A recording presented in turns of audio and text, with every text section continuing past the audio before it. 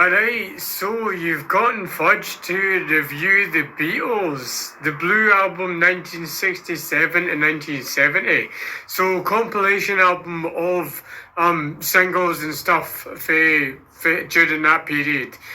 So you've got Lucy in the Sky from Sergeant Pepper's and a bunch of those tracks on Sergeant Pepper's Lonely Hearts Club. You've got All You Need Is Love from the Magical Mystery Tour. You've got a few songs from Abbey Road, Obla D, and a few other songs from the Beatles' 68 album, The Beatles.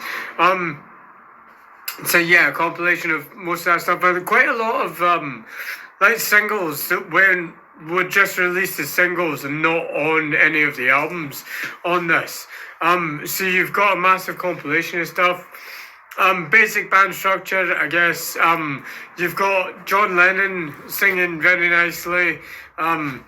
You've got George Harrison on the guitar, and obviously in this time period, he's been to India and came back, and he's learnt loads, and he's a really successful guitarist by this point. You really hear that on that tune, Octopus's Garden.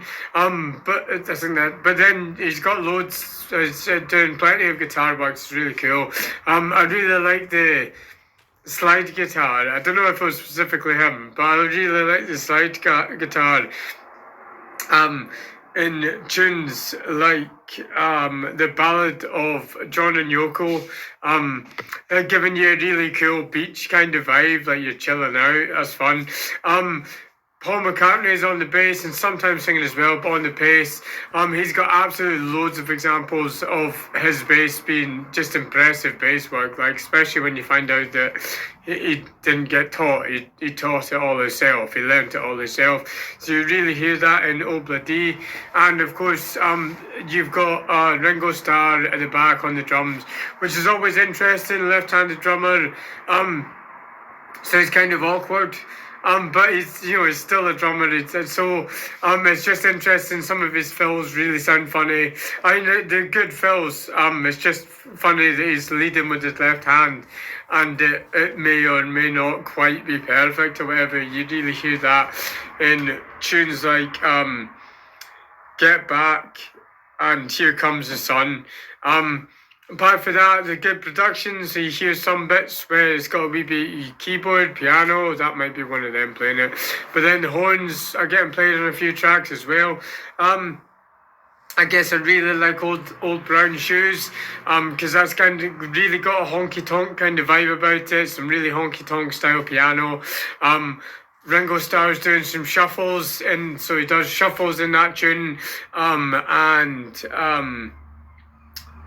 he's got some good drums in Obla D. The other one is with a little help from my friends, where Ringo has some real shuffling. I hear all of it. At the end of the day, the musicians aren't bad at all. They're all pretty good, very accomplished, very well produced, which obviously they'd bought themselves, had they, the Apple Records or whatever.